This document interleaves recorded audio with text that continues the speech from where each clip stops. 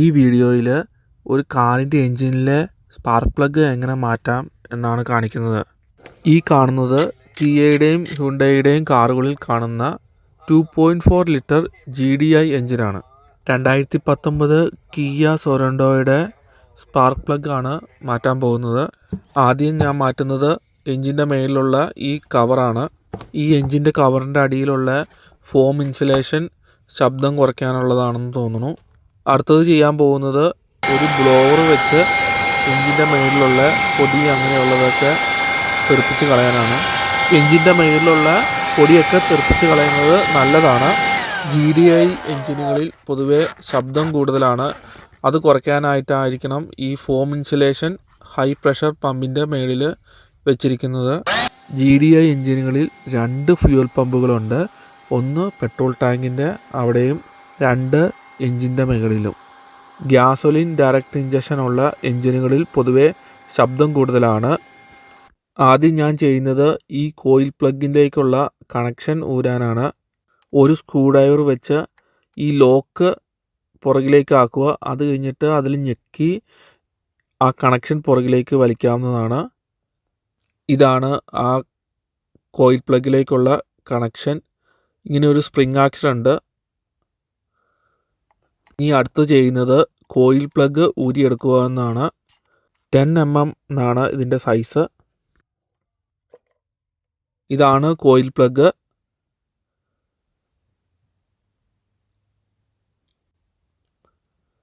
കിയാന്നും ഹുണ്ടൈന്നൊക്കെ marking ഉണ്ട്.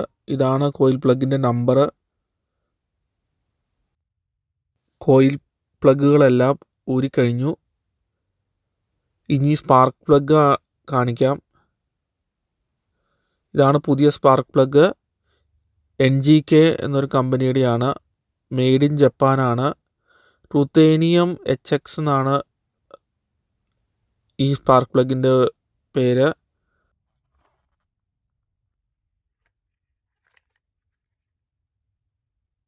കവറിൻ്റെ പുറത്തുള്ളത് വായിക്കേണ്ടവർക്ക് വായിക്കാം. കവറിൻ്റെ പുറത്ത് എങ്ങനെ അത് ഇൻസ്റ്റാൾ ചെയ്യുക എന്നുള്ളതിൻ്റെ ഇൻസ്ട്രക്ഷൻസ് കൊടുത്തിട്ടുണ്ട്.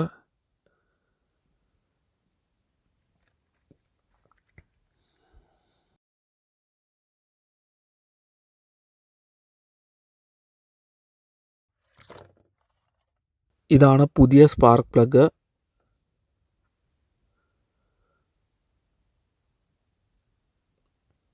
ഇതാണ് സ്പാർക്ക് പ്ലഗിൻ്റെ സോക്കറ്റ്. 16 mm എന്നാണ് ഇതിൻ്റെ സൈസ്. ആദ്യത്തെ സ്പാർക്ക് പ്ലഗ് ഊരിയെടുക്കുവാണ്. ഇതാണ് ആദ്യത്തെ സ്പാർക്ക് പ്ലഗ്. വാഹനത്തിൻ്റെ പാസഞ്ചർ സൈഡിൽ നിന്ന് രണ്ടാമത്തെ സ്പാർക്ക് പ്ലഗ് ആണിത്. അടുത്തത് പാസഞ്ചർ സൈഡിൽ നിന്ന് 1ാമത്തെ സ്പാർക്ക് പ്ലഗ് ആണ്. ഇത് പാസഞ്ചർ സൈഡിൽ നിന്ന് 3ാമത്തെ സ്പാർക്ക് പ്ലഗ്. ഇത് പാസഞ്ചർ സൈഡിൽ നിന്ന് 4ാമത്തെ സ്പാർക്ക് പ്ലഗ്. പഴയ സ്പാർക്ക് പ്ലഗിൻ്റെ ഗ്യാപ്പ് ഒന്ന് ചെക്ക് ചെയ്ത് നോക്കാം. ഈ കാണുന്നതാണ് ഒരു ബോറോസ്കോപ്പ്. ഈ ബോറോസ്കോപ്പ് ഉപയോഗിച്ച് എൻജിൻ്റെ 4 സിലിണ്ടറുകളുടെയും ഉള്ളിലത്തെ വീഡിയോ എടുക്കുകയാണ്. ഞാൻ ഈ വീഡിയോ വേറൊരു വീഡിയോ ആയിട്ടാണ് ചെയ്യുന്നത്. അതായത് കാറിൻ്റെ എൻജിൻ്റെ സിലിണ്ടറിൻ്റെ ഉള്ളിലുള്ള വീഡിയോ ഈ വീഡിയോയുടെ കൂടെ കാണിക്കുന്നില്ല. പുതിയ സ്പാർക്ക് പ്ലഗിൻ്റെ ഗ്യാപ്പ് ഒന്ന് ചെക്ക് ചെയ്യാമെന്ന് കരുതി പ്രീ ഗ്യാപ്പ് ചെയ്തതെന്നാണ് സ്പാർക്ക് പ്ലഗ് കമ്പനിക്കാർ പറയുന്നത്. എന്നാലും ചുമ്മാ ഒന്ന് ചെക്ക് ചെയ്യുകയാണ്. എല്ലാ സ്പാർക്ക് പ്ലഗും ഞാനൊന്ന് ചെക്ക് ചെയ്തിട്ടാണ് ഇൻസ്റ്റാൾ ചെയ്യാൻ പോകുന്നത്. ഇത് ആദ്യത്തെ സ്പാർക്ക് പ്ലഗ്. ഒരു ക്വാർട്ടർ, അതായത് 1/4 തിരി തിരിക്കണം എന്നാണ് പറയുന്നത്. അതായത് സ്പാർക്ക് പ്ലഗ് മുറുകി കഴിഞ്ഞിട്ട് ഹാൻഡ് കൊണ്ട് തിരിച്ച് മുറുക്കി കഴിഞ്ഞിട്ട് ഒരു ക്വാർട്ടർ തിരിക്കണമെന്നാണ് സ്പാർക്ക് പ്ലഗ് കമ്പനിക്കാർ പറയുന്നത്. ഞാൻ അതേപോലെ ചെയ്യുവാണ്.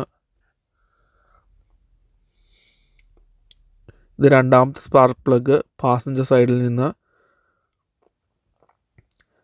കൈ കൊണ്ട് തിരിച്ചിട്ട് ടൈറ്റായി കഴിഞ്ഞിട്ട് നമ്മൾ ഈ റാച്ചറ്റ് വെച്ചിട്ട് ഒരു ക്വാർട്ടർ, അതായത് 1/4 തിരി തിരിച്ചാൽ മതി. കൃത്യം 4 സ്പാർക്ക് പ്ലഗുകളും ഒരേപോലെ ചെയ്യണം. അങ്ങനെയാണ് സ്പാർക്ക് പ്ലഗ് കമ്പനിക്കാർ പറയുന്നത്. ഞാൻ എല്ലാ സ്പാർക്ക് പ്ലഗും ചെക്ക് ചെയ്യുന്നുണ്ട്. എന്നാലും എന്തെങ്കിലും ഒരു കുഴപ്പമുണ്ടെങ്കിലോ എന്ന് കരുതിയാണ് എല്ലാം ഒന്ന് ചെക്ക് ചെയ്തിട്ട് ഇൻസ്റ്റാൾ ചെയ്യാമെന്ന് കരുതുന്നത്. ഇത് മൂന്നാമത്തെ സ്പാർക്ക് പ്ലഗ് പാസഞ്ചർ സൈഡിൽ നിന്നുള്ളത്. നാലാമത്തേൻ്റെ ഞാൻ ചെക്ക് ചെയ്തു. എല്ലാം ഏകദേശം അടുത്തടുത്ത് തന്നെയാണ്, കൃത്യമാണ്. ഇനി കോയിൽ പ്ലഗുകളെല്ലാം തിരിച്ച് വെക്കണം. ഞാനൊന്ന് കോയിൽ പ്ലഗ് എല്ലാം ഒന്ന് കൃത്യമായിട്ട് നോക്കി എന്തെങ്കിലും കുഴപ്പം എന്തെങ്കിലും ഉണ്ടോ.